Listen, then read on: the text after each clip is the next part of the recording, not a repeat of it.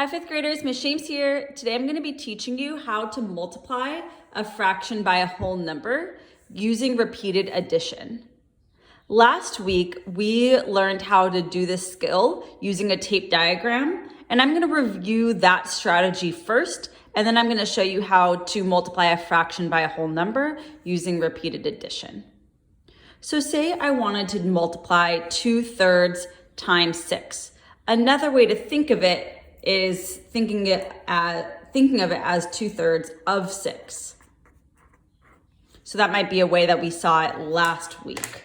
So my first strategy is I'm going to be showing you how to do it using a tape diagram and finding 1/3 of 6 first. So I'm going to draw a tape diagram. I'm going to split it into thirds. And I know that the whole is 6. And I want to find 1/3 of 6. So what I'm really doing here is I'm splitting 6 into 3 equal groups. And we've also learned that I can write a division expression as a fraction. So if I'm taking 6 and splitting it into 3 parts, I can write that as 6/3.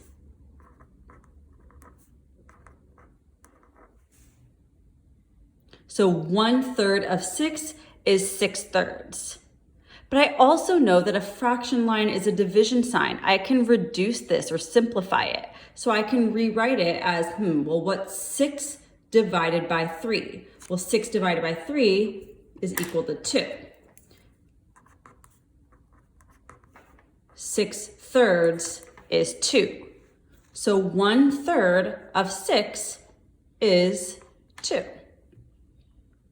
So if I wanted to find 2/3 of 6, so this third and this third,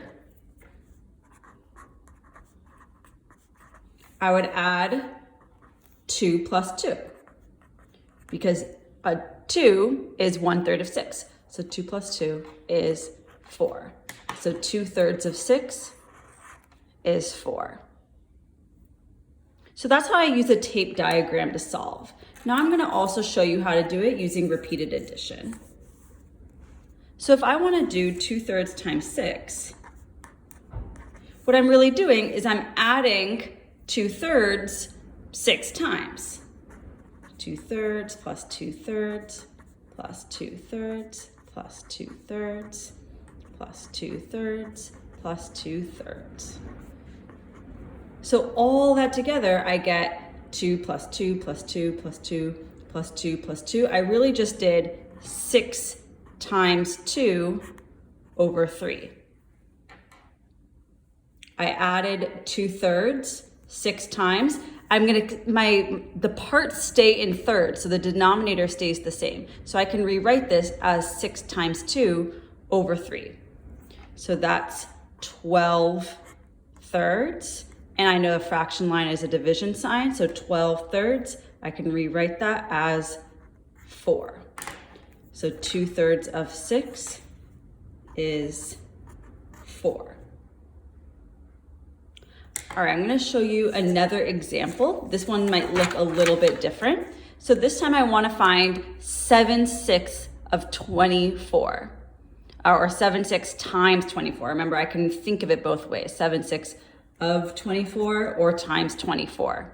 One thing I noticed right away that's a little bit different is this is a fraction greater than 1 whole. So if I think about it, in this problem, my product, 4, ended up being less than my whole number, 6. That's because my fraction was less than 1. So I'm actually just finding a part of that whole, a part that's less than 1. So it makes less than all of it, right? The whole thing. So it makes sense that my product was a little bit less. Here, I have a feeling that my product is going to be a bit more than 24 wholes, because this is a fraction greater than 1. I'm multiplying 24 by something bigger than 1. Let's see though. So the first strategy I could use is finding 1/6 of 24. So I'm gonna take my 24 wholes, I'm gonna split it into 6 parts. I can think of that as 24 divided by 6. 24 divided by 6 is 4. So 1/6 of 24 is 4.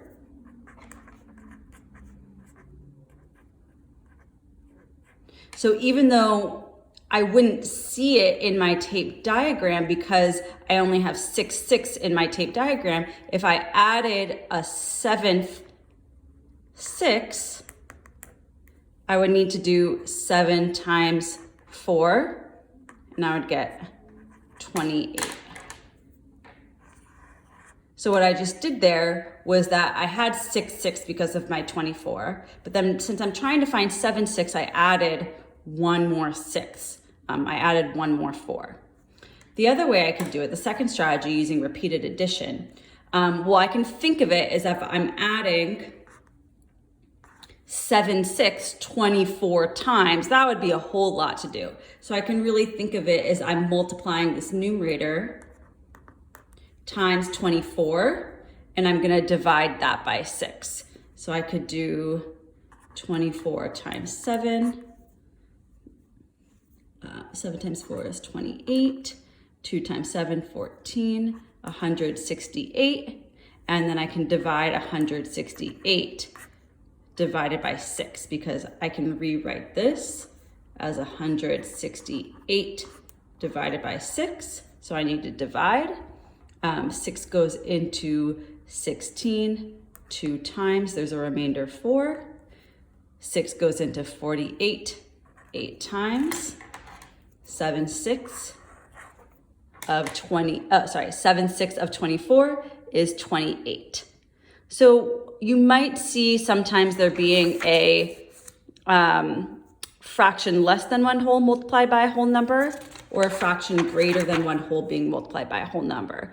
My prediction was correct that my product in this problem was greater than the whole number, because I'm multiplying it by a fraction greater than 1. But either way, I can use the strategy of using a tape diagram or repeated addition. And remember, we can think of the repeated addition, if I don't want to add it over and over and over again, let's multiply the whole number by the numerator and then divide by the denominator.